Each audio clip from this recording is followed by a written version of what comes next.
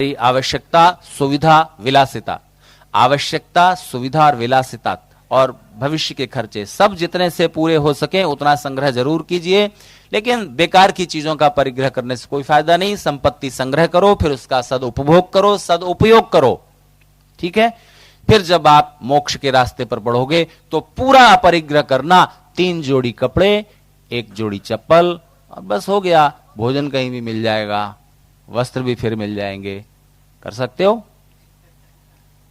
तो यम, नियम, आसन, प्राणायाम, प्रत्याहार, धारणा, ध्यान, समाधि, अष्टांग योग का पालन जरूरी है, एक्सट्रीमली, पूरी तरह से। जब आप उस द्वार तक पहुंच जाएंगे तो सहज हो जाएगा, सरल हो जाएगा, इच्छा ही नहीं होगी बहुत कुछ समेटने की। तो अभी तो अपने को मोक्ष की जल्दी है नहीं, ठीक है।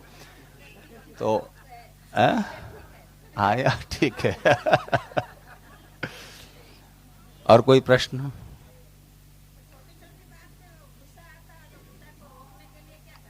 गुस्सा बिल्कुल मत रोकिए ना, गुस्से को रिफाइन कर लीजिए, गुस्से में प्यार मिला दीजिए, गुस्से में दूसरे की भलाई मिला दीजिए और गुस्सा लाभकारी हो जाएगा। गुस्से को दबाइए नहीं, कह दीजिए, पहले तो सावधान कर, देखो भाई मुझे गुस्सा आ रहा है, मैं अब तुम पर गुस्सा करने वाली हूं, ठीक है। इससे उस गुस्से का जो दबाव है बोझ है कम हो जाएगा, और गुस्सा तुमने ये गलती की है इसलिए करने वाली हूं, ठीक। हमारे गुरु थे धर्मेनाथ शास्त्री, दर्शनों के बड़े विद्वान, न्याय सिद्धांत कुसुमांजलि पर उनकी ही पुस्तक सबसे प्रामाणिक मानी जाती है। मेरठ यूनिवर्सिटी में प्रोफेसर थे। तो उनका गुस्सा करने का क्या ढंग था, वो लिस्ट बना लेते थे। तो मेरे एक मित्र हैं गुरुकुल में, मुझसे पहले पढ़े, उन्होंने उनके साथ पीएचडी की, तो वो बताते थे कि वो कैसे गुस्सा करते थे। उन्होंने अपनी डायरी में लिखा था, अवनींद्र के लिए काम। जो अवनींद्र नाम के, वो डॉक्टर अवनींद्र, दिल्ली यूनिवर्सिटी में प्रोफेसर हैं अभी। तो वो उनसे मिलने के लिए गए, किनसे? डॉक्टर धर्मेनाथ शास्त्री से मिलने के लिए। उनके शिष्य डॉक्टर अवनींद्र मिलने के लिए गए, जो उनके साथ पीएचडी कर रहे थे। जब तो मिलने के लिए गए तो उन्होंने कहा, हाँ अवनींद्र, अच्छा आ गए तुम, ठीक आ गए, अच्छा किया तुम, इसमें जाने वाला था, तुम आ गए। तो उन्होंने डायरी निकाली, डायरी खोली, अच्छा देखो अवनींद्र, यूनिवर्सिटी से, आगरा यूनिवर्सिटी से कॉपियां जांचने के लिए आई हुई हैं, बंडल रेलवे स्टेशन पर पड़ा है, तो ये पार्सल छुड़ा के लाना है, ये लो रसीद। अच्छा दूसरा काम क्या है? दूसरा ये है कि आर्टिकल जांच लेना और इसको करके वो कर देना। अच्छा तीसरा काम ये है कि तुम्हें वो मैडम तुम्हारी आंटी जाने वाली हैं, उनका रिजर्वेशन कराना है। अच्छा चौथा क्या? डांटना है तुमको। किस बात के लिए? हाँ तुमने, अरे तुम कैसे आदमी हो, विद्यार्थियों को इस तरह पढ़ाते हो। शिकायत आई मेरे पास कि तुमने पूरा चैप्टर नहीं पढ़ाया और इस तरह से 2-3 मिनट डांट लगाई। अच्छा हाँ, और 5वां काम क्या है? तो गुस्सा जरूर कीजिए, नहीं तो गुस्सा अंदर अंदर घुटता रहेगा आपके और फिर उससे अपने को नुकसान होगा।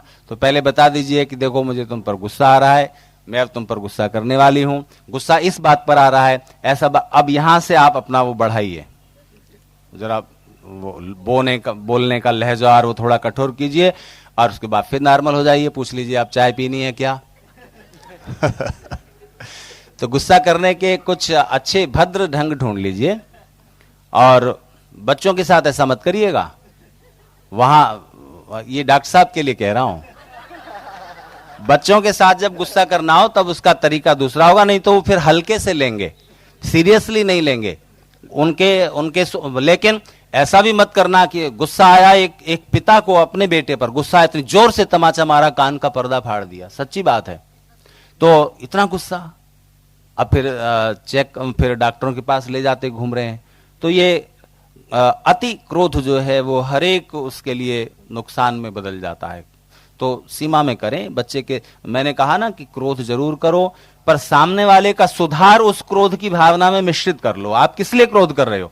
उसको सुधारने के लिए कि और बिगाड़ने के लिए? तो जैसे ही आप सुधारने का भाव पहले ले आओगे तो आप सोचोगे कि इसको गुस्सा करने से पहले क्या एक बार समझा के देख लूं। तो एक बार पहले समझा बुझा के प्यार से वो तरीका भी तो अपना लीजिए, फिर उसके बाद जरा धमकाइएगा। दोबारा फिर वही गलती करे बच्चा, तब थोड़ा धमकाइए, थोड़ा फिर वो करिए, फिर तीसरी बार भी वही गलती करे, तब आपका अधिकार बनता है कि जरा एक थोड़ा सा तमाचा या कुछ पनिशमेंट, कुछ दंड उसे दिया जाए। जो बहुत लाड़ प्यार करते रहते हैं माता पिता, उनकी संतान बिगड़ जाती है, और जो बहुत डांटते फटकारते रहते हैं माता पिता, उनकी भी संतान बिगड़ जाती है। नियंत्रण, संतुलन, मर्यादा, इस बात का ध्यान रखना है। कोई चीज, कोई भावना नहीं की जाएगी तो भी नुकसान, ज्यादा की जाएगी तो भी नुकसान। तो और कोई प्रश्न जी?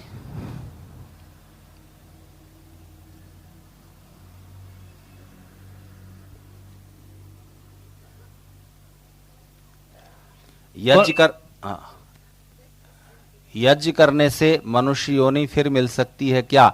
जी हां, पर यज्ञ करने से, सिर्फ अग्निहोत्र करने से नहीं।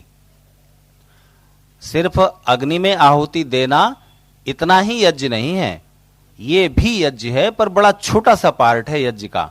यज्ञ तो बहुत विस्तृत चीज है, और आपको अपने प्रोफेशन को, अपने बिजनेस को उसमें यज्ञ उतार लेना चाहिए।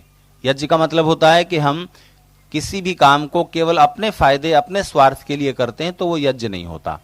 बस उसमें दूसरे का लाभ, दूसरे का फायदा भी थोड़ा सा मिश्रित हो जाता है तो वही काम यज्ञ बन जाता है। मान लीजिए आप कपड़ा बेचते हैं तो आपको अपना परिवार भी चलाना है। आप कपड़ा खरीद के लाएं सूरत से, अहमदाबाद से, तो आपको अपना मुनाफा तो लेना ही चाहिए, सारे खर्चे निकाल के अपना प्रॉफिट उसमें आप जोड़ेंगे ही, लेकिन आपको ग्राहक का भी तो ख्याल रखना है कि उसे चीज अच्छी मिले, अच्छी क्वालिटी की मिले, ड्यूरेबल मिले, और बाद में फिर वो लौट कर आपकी दुकान पर आए। तो यज्ञ की भावना से जो आप बिजनेस करेंगे वो कई गुना ज्यादा फायदे देने वाला होगा, और फिर आपने एक पवित्र भावना से काम किया है, इसलिए आपका कितने कर्म शुभ कर्म में बदल गए, तो फिर तो मनुष्य योनि मिलने वाली है ही। तो अब मैं कुछ दोपहर की बची हुई बात पूरी कर दूं, क्योंकि उदय जी ने बताया कि आज आखिरी वो है, तो मैं तो ये सोच रहा था कि आखिरी दिन है इसलिए जितना देर तक बोलो, फिर क्या है, फिर तो अगले साल नंबर लगेगा। उदय जी ने कहा नहीं, आखिरी दिन है इसलिए 10 से पहले पहले हमें खत्म कर लेना है। अब आखिरी दिन कहां है? दूसरा तो दिन है, पहला दिन, दूसरा दिन, वो ही आखिरी दिन। पहले दिन को ही आप आखिरी दिन कहो तो वो भी पहला और आखिरी दोनों हो जाएगा। तो लेकिन डॉक्टर साहब आज आश्चर्य से पूछ रहे थे, मैंने सुना है आप वहां 7 दिन देते हो, 7 दिन का टाइम। हाँ, लेकिन भाषण एक ही देना होता है रात को, बस सुबह यज्ञ, लेकिन यज्ञ बड़ा लंबा चलता है, 5 घंटे। लोग आते ही रहते हैं आहुति देने, आते ही रहते हैं, आते ही रहते हैं, आते ही रहते हैं। एक टीम आई, फिर वो गई, फिर आधा घंटे बैठ के वो गए, फिर वो गए, वो गए, वो गए, आते ही रहते हैं। तो वहां 5 घंटे यज्ञ चलता है, सुबह 8 से 12, 12:30, 1 बज जाता है। फिर दोपहर में रेस्ट, और फिर ये तो जानती हैं किरण और वो सब आते रहते हैं वहां काकड़वाड़ी में, और फिर रात को एक भाषण। तो वो 7 नहीं बल्कि 8 दिन हो जाता है। और यहां आपके बीच में आया हूं परसों रात को, तब से बोल ही रहा हूं रात को छोड़ के बल्कि रात में भी सपने यही आते हैं, भाषण दे रहा हूं जब लगातार इतना बोलना होता है, सपने में भी वो ही चलता रहता है ना।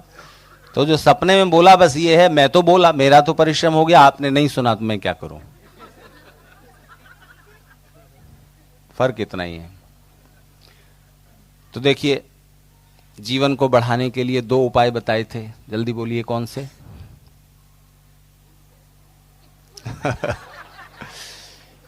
एक तो स्वास्थ्य के नियमों का पालन यानी पुरुषार्थ, और दूसरे प्रार्थना, वो भी पुरुषार्थ ही है पर आध्यात्मिक पुरुषार्थ। तीसरा एक और है, प्रार्थना और पुरुषार्थ आपके इस जीवन में खारिज भी हो सकते हैं कि नहीं भाई तुम्हारा इतना ही इस जीवन में रहना है, इस शरीर में बस हो गया भोग पूरा।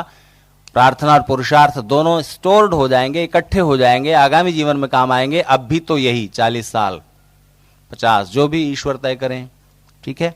पर यह भी मत समझना कि भगवान ने पहले से ही तय कर दिया था कि 40 साल ही जीना है, तो फिर आप पुरुषार्थ क्यों करो, प्रार्थना क्यों करो। ये तो तत्काल ही ईश्वर देखते हैं, ठीक है।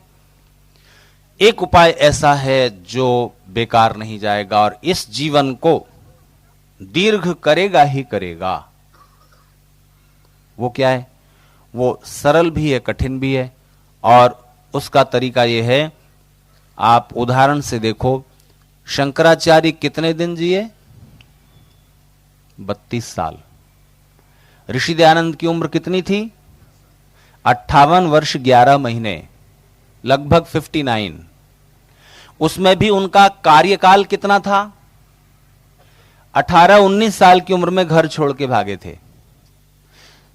10-12 वर्ष भटकते रहे योगियों की तलाश में, कोई ईश्वर से मिलने का रास्ता बता दे। क्या है सच्चा योग, सच्चा मार्ग क्या है, सच्चा शिव क्या है, इसकी खोज चलती रही। भटकाने वाले 50 मिले, सच्चे योगी 1-2 मिले, जिनके बारे में ऋषि दयानंद ने नाम लेके लिखा है कि उन्होंने मुझे निहाल कर दिया। एक गोपाल जी ब्रह्मचारी थे।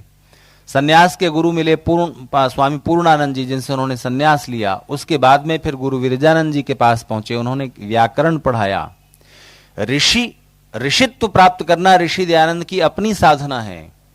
विरजानंद जी ने केवल 2 काम किए, एक तो उन्हें व्याकरण पढ़ाया और दूसरे उन्हें व्याकरण के मामले में ये आर्ष ग्रंथों के रास्ते से ही पढ़ना चाहिए। ये अनार्ष ग्रंथ हैं, ये ऋषियों के नहीं है, ये भटकाते हैं, उलझाते हैं। इन्होंने व्याकरण जैसी चीज को भी ज्यादा कॉम्प्लिकेटेड कर दिया, इनको नहीं पढ़ो, ये है ठीक प्रॉपर रास्ता। इस फार्मूले को विरजानंद जी ने केवल व्याकरण पर अप्लाई किया था। ऋषि दयानंद ने अपनी मेधा से उसको सारे वैदिक साहित्य पर, सारा जो लिटरेचर था हमारा संस्कृत का, उस सबको 2 कैटेगरी में बिल्कुल साफ साफ बांट दिया। ये अनार्ष है और ये आर्ष है, ये ऋषियों की परंपरा का है, ये उनकी अपनी सूझबूझ थी। इसके बाद लोक कल्याण करना है, देश को जगाना है, पाखंड का विनाश करना है, ये सब उनकी अपनी चेतना के स्वर थे। इसमें गुरु विरजानंद जी का कोई रोल नहीं है। तो विरजानंद जी के पास पढ़ने के बाद, योगाभ्यास आदि करने के बाद, अपनी पूरी तैयारी करके जब वो कुंभ के मेले में पहुंचते हैं हरिद्वार में, वो उनका पहला प्रयास था जिसमें उन्होंने असफलता पाई। वहां तो सब घूमने फिरने, गंगा में गोता लगाने आए हैं, उनकी पाखंड खंडनी पताका एक तरफ गड़ी रह गई, कोई उनकी बात बिना सुने सारे लोग आते जाते रहे। एक नंगा फकीर साधु बोल रहा है, कॉपीन लगाए हुए, कमर में अंगोछा लपेटे हुए, बोल रहा है, क्या बोल रहा है, किसी को सुनने समझने की परवाह नहीं थी। भीड़ का रेला है, आ रहे हैं जा रहे हैं लोग। तब से लेके और निर्वाण तक जोधपुर में ऋषि दयानंद को कार्यकाल जो मिला है वो सिर्फ 11 वर्ष का है। और उस 11 वर्ष के कार्यकाल में कितने शास्त्रार्थ, कितने भाषण प्रवचन, कितने ग्रंथों का, कितने 1000 पृष्ठों का वेद भाष्य सहित लेखन, राजाओं का सुधार, ये सारा, इतना सारा विराट कार्य शामिल है। अभी आया समझ में उम्र बढ़ाने का तीसरा उपाय? ऐसे सरल उदाहरण से समझिए। इन दोनों को 1-1 घंटे का टाइम दिया गया, बस 1 घंटे का समय है। उस 1 घंटे के समय में इस इंसान ने 5 काम किए और 5 महत्वपूर्ण काम किए, और उन 5 महत्वपूर्ण ज्यादा इंपॉर्टेंट कामों को भी रस लेकर के किया, आनंद के साथ किया। और इन श्रीमान जी ने 3 काम किए, वो भी बेकार के काम किए, कम महत्व के काम किए, और उन कम महत्व के कामों को भी रो रो करके किसी तरह निपटा दिया। किसका 1 घंटे का समय लंबा हो गया? 1 घंटे का समय किसका लंबा है? जिसने 5 काम किए, 5 इंपॉर्टेंट काम किए, और वो भी रस लेकर के किए, उसका 1 घंटे का समय लंबा हो गया कि नहीं? तो 80 साल तक जिए, यूं ही सिसकते हुए, झींकते हुए, और बस किसी तरह जीते रहे, कुछ न लिया, न कुछ दिया, न कुछ महत्वपूर्ण काम किया। उसका 80 साल का जीवन छोटा है। और जिसने 40 वर्ष की उम्र में ही दुनिया में तहलका मचा दिया, विवेकानंद 40-45 साल की उम्र में चले गए, शंकराचार्य 32 साल की उम्र में चले गए, रामानुजन अपनी फटी हुई कॉपी में मैथमेटिक्स की कुछ प्रमेय लिख के 30 साल की उम्र में दुनिया से विदा हो गया। आज तक रिसर्च चल रही है उसके प्रमेयों पर। इनका जीवन लंबा था, भले ही गिनती में छोटा था। तो समय को महत्वपूर्ण कामों में, उन कामों में लगाओ जो मनुष्य जीवन में ही किए जा सकते हैं, उनमें भी कुछ समय दीजिए। जो सुख पशु शरीर में भी पाए जा सकते हैं उनको भी पाना। अरे भोजन पशु भी खाता है, आपको भी खाना है, ठीक है। स्वाद वो भी लेता है, आप भी लीजिए, लेकिन उसके अलावा भी तो कुछ करो। इसलिए मनुष्य के सौभाग्य हैं, अधिक से अधिक ज्ञान पाइए। ज्ञान भी कैसा? फिजूल की सूचनाएं दिमाग में भरने का कोई अर्थ नहीं है। वो ज्ञान जो आपको आनंद से भर दे, जो जीवन और जगत के गहरे प्रश्नों के उत्तर आपको समझा दे, उन चीजों को जानने समझने के लिए कुछ वक्त निकालिए। और बुद्धि के स्तर के आनंद, मन के स्तर के आनंद और आध्यात्मिक आनंद, यही मनुष्य शरीर के विशेष सौभाग्य हैं। शरीर के सुख भी पाएं, शरीर को स्वस्थ भी रखें, लेकिन बौद्धिक, मानसिक और आध्यात्मिक आनंद पाने में समय का ज्यादा सदुपयोग होगा। तो ज्ञान पाने के लिए प्रयत्न करें, प्रेम पाने के लिए प्रयत्न करें, प्रेम बांटने के लिए प्रयत्न करें, परोपकार के लिए प्रयत्न करें, दूसरों को सुख पहुंचाने के लिए कुछ समय लगाएं और कुछ समय ईश्वर का आनंद पाने के लिए, उनकी प्रेरणा, मार्गदर्शन, सहयोग पाने के लिए प्रार्थना में लगाएं, ध्यान में लगाएं, जितना आप कर सकते हैं। ध्यान नहीं कर सकते कोई बात नहीं, प्रार्थना कर सकते हैं। तो इस तरह से जीवन सफल होगा, सुफल होगा, सार्थक होगा, सुखी भी होगा, आनंदित भी होगा और जीवन दीर्घ हो जाएगा, लंबा हो जाएगा। तो ये 3 उपाय हैं आयु को बढ़ाने के। तो सुकरात ने कहा था कि जीवन को लोग लंबा तो करना चाहते हैं, सुधारना कोई नहीं चाहता। ये बड़े आश्चर्य की बात है, पर जीवन के सुधारने के प्रयास से जीवन लंबा भी हो जाता है। तो समय दीजिएगा, जीवन के समय को ठीक ठीक विभाजित करें। समय दीजिए शरीर को स्वस्थ रखने के लिए, कम से कम 1 घंटा रोज, क्योंकि वो सबसे प्राथमिक सौभाग्य है जीवन का। उसके बाद बाकी सारे सौभाग्य जो हैं वो इस स्वस्थ शरीर की आधारशिला पर ही रखे जा सकेंगे। समय देना स्वास्थ्य के लिए, क्योंकि वो जीवन का सबसे पहला सौभाग्य है। समय देना धन अर्जित करने के लिए, क्योंकि वो धन अर्जित करके आप अपना और परिवार का जो भरण पोषण, सुख सुविधाएं, आवश्यकताएं हैं, उनके साधन प्राप्त कर सकेंगे, उसके लिए भी समय दीजिए। समय दीजिए प्रेम के लिए, ज्ञान पाने के लिए, दूसरों को सुख पहुंचाने के लिए, क्योंकि ये मनुष्य जीवन के विशेष सौभाग्य हैं। और समय देना परमात्मा के निकट थोड़ी देर बैठने के लिए, क्योंकि ये जीवन का परम सौभाग्य है। और जब आप इस तरह से रोज के जीवन के समय को कुछ कुछ अलग अलग ढंग से विभाजित कर देते हैं, इतना समय स्वास्थ्य के लिए, इतना समय व्यापार व्यवसाय बिजनेस कारोबार के लिए, इतना समय परिवार के लिए, इतना समय बच्चों को कुछ संस्कार देने के लिए, इतना समय मनोरंजन के लिए, इतना समय कुछ विशेष ज्ञान पाने के लिए, कुछ अच्छी किताब पढ़ने के लिए, और इतना समय ईश्वर प्रार्थना के लिए। आपके पास 24 घंटे होते हैं, 24 घंटे में से ज्यादा 8 घंटे आप सोते हैं या सो सकते हैं या सोना चाहिए। कई लोग 6 घंटे में अपना काम चला लेंगे, कई लोगों को 5 घंटे में ही ताजगी आ जाएगी। या अपने अपने शरीर की बायोलॉजिकल वॉच आप खुद देखें, लेकिन 8 घंटे अधिकतम बिताने के बाद नींद में आपके पास 16 घंटे बचते हैं। उन 16 घंटों के समय का ठीक ठीक मैनेजमेंट करिए, ठीक ठीक विभाग कीजिए। और इसी तरह से, क्योंकि ये जीवन के जो ये सौभाग्य हैं और कर्तव्य हैं, बस उनके साथ जीवन को ठीक से जोड़ दीजिए और जीवन लंबा भी हो जाएगा, जीवन सुखी और आनंदमय भी हो जाएगा। तो बस इन्हीं सद्भावनाओं के साथ मैं अपनी बात समाप्त करूं। बहुत से मित्रों ने भोजन नहीं किया है और 2 दिन तक आप में से कई लोग दूर से चल करके भी आए हैं, अलग अलग गांव शहर से। तो आपने बड़े मनोयोग से, बड़ी रुचि से इस आनंदपूर्ण समारोह में हिस्सा लिया। आप सबकी उपस्थिति और जैसा जैसा आपका इसमें योगदान है, उतने उतने अंशों में आप हमारी ओर से धन्यवाद के पात्र हैं। ईश्वर की ओर से पुण्य के और सौभाग्य के अवसर आपके जीवन में इन्हीं उपायों से खुलते रहेंगे। और जो सूत्र जीवन के मैं आपसे कह सका हूँ और जिनको आपने सुना है, समझा है, उन्हें फिर मन में थोड़ा स्मरण लाते रहें। और नहीं तो फिर वर्ष में एक बार फिर मिलते हैं और दूसरे विद्वान सन्यासी आपके बीच आते रहते हैं, उनके वचनों को ध्यान से सुनते हुए। और बीच में कुछ पुस्तकें अपने घर में जरूर रखा करें। आर्य समाज का जो वैदिक साहित्य है, हिंदी में, गुजराती में, जिसमें भी आप पढ़ना ठीक समझें, उसको बीच बीच में कुछ कुछ थोड़ी देर पढ़ते रहना चाहिए। तो वो आपके मन को, बुद्धि को ठीक दिशा देने में, विचारों की सजगता बनाए रखने में और ज्ञान अर्जित करने में, जो जीवन का एक बड़ा सौभाग्य है, उसमें वो अध्ययन की जो रुचि है वो बहुत सहायक होगी। और इसका एक लाभ ये होगा कि बुढ़ापे में जो सबसे बड़ा कष्ट होता है वो ये होता है कि समय कैसे बीते। और अगर आप उस समय आप ज्ञान पाने के लिए और अध्यात्म की ओर रुचि जगाओगे तो बड़ा थोड़ा टेढ़ा काम है, उस समय रुचि एकदम से जगेगी नहीं। तो थोड़ा थोड़ा युवावस्था से ही आप 1 घंटा रोज का समय निकाल लीजिए स्वाध्याय के लिए, चिंतन के लिए, ऐसी किताब पढ़ने के लिए जिसको समझने में कुछ बुद्धि को परिश्रम करना पड़ेगा। बुढ़ापे में एक बीमारी होती है कि ब्रेन के हिप्पोकैम्पस सिकुड़ने लगते हैं, इसलिए भूलने की बीमारी हो जाती है, सबको होती है।